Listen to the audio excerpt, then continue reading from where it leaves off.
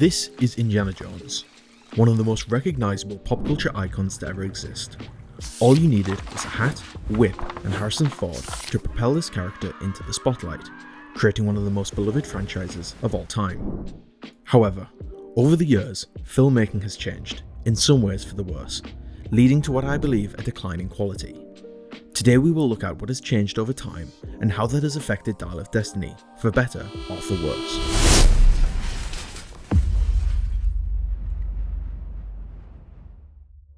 Dial of Destiny isn't the first attempt to bring an older Indiana Jones to the big screen.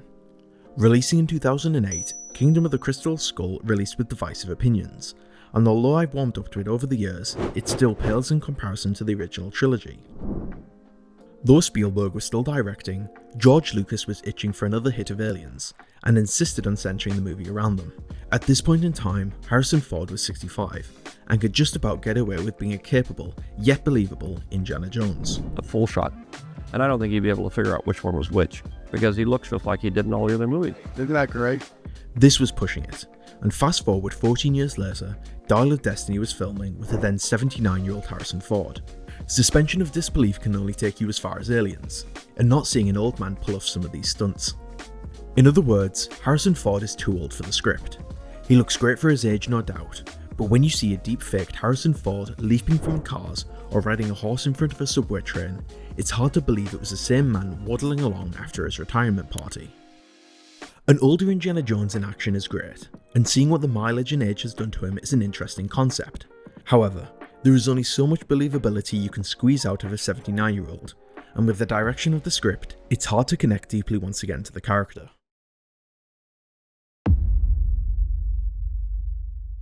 The original trilogy and even the Crystal Skull can excel due to the director being none other than Steven Spielberg.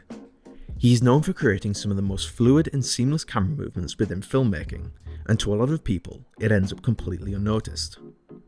The perfection of art is to conceal art. Take this shot for example, a wide shot of Indy swiftly changing to a close-up. What a lot of directors would do now is cut, yet Spielberg doesn't. The camera spins around to another shot and continues. Or this shot for example, where Marcus and Indy are having a conversation in his house. Approximately a minute and a half of 6 perfectly blocked and lit compositions. I could go on, as even in his lesser work, Spielberg knows how to add his visual flourishes. It's not to say that James Mangold is a bad director. In fact, he's far from it, releasing movies such as Ford v Ferrari, Logan, and A Complete Unknown. It's just tough competition when the previous 4 films in the franchise are directed by one of the best of all time. One of the biggest complaints is the lack of Spielberg's flourishes, being sorely missed through the action and editing of scenes. It says a lot that the best part of Dial is the intro, when they try to mimic the tone and feel of the originals, yet it is plagued by a rubbery deep-faked Harrison Ford. We wanted to try and make this feel like something that is of its time, means the 1980s and those original movies. The best example of this is how Spielberg edits and shoots action. Chases and fistfights are easy to follow, cleverly using a sense of space and geography to allow everything to breathe. Shots only cut when motivated, and like previously mentioned, Spielberg knows when not to. Spielberg's lack of presence is noticeable.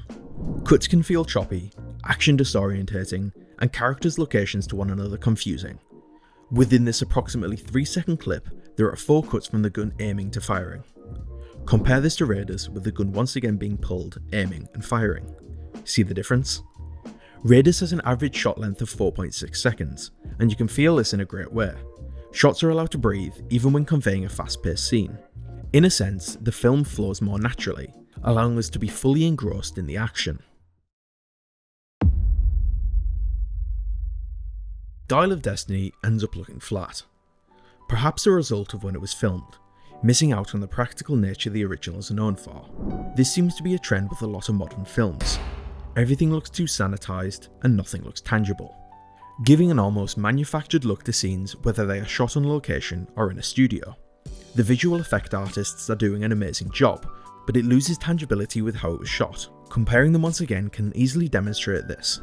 Raiders feels as though they left Harrison Ford baking in a glass box, only pulling him out 5 minutes before shooting.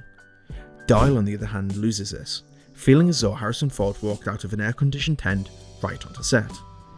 This isn't aided by the yellow colour grading of the scene, intended to instill a sense of heat, yet feeling cooler than that of Raiders. As well as this, despite the quality of the work, there is perhaps an over-dependence on CGI. This can be chalked up to two things: budget and the changing safety regulations. This right here would be a lot more difficult to shoot practically today, leaving the easy path for CGI to step in. Don't get me wrong, there is still a handful of film stars doing their own dangerous stunts, but the sense of danger in seeing Harrison Ford dangling in front of a truck tyre or off the side of a tank is unparalleled. Even in the 80s, they still used blue screens, but to little extent, only being used when it was completely unfeasible to try something practically. This scene once again in Dial shows a CGI bike with the CGI person jumping to another vehicle. An essential element of an Indiana Jones film is that we see the world. It's all well and said that they shot on location, but when you fill in so much with digital effects, it detracts from the authenticity of the scene. For example, The Last Crusade and Dial share a train sequence, yet the one releasing in 1989 feels far more real than that from 2023. I'm not blaming them for having to use a studio set, but it loses the realism and grittiness that the franchise is known for. What movies are shot on has also changed since then, with the move from film to digital cameras. That means for a movie from almost 40 years ago, it looks sharper, crisper, and more pleasing to the eye than something of this decade, something consistent with a lot of movies shot on film. All of this culminates in a movie that, to me, heavily disconnects the viewer from a believable world. Realism is lost in favour of plasticky CGI doubles and scripts that become too dependent on heavy special effects scenes.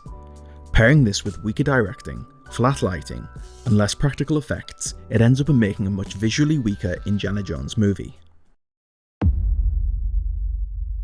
Over the recent years, the budget for big Hollywood blockbusters has gone through the roof. However, Dial of Destiny seems unjustifiably expensive at approximately the $300 million mark. This makes it one of the most expensive movies of all time.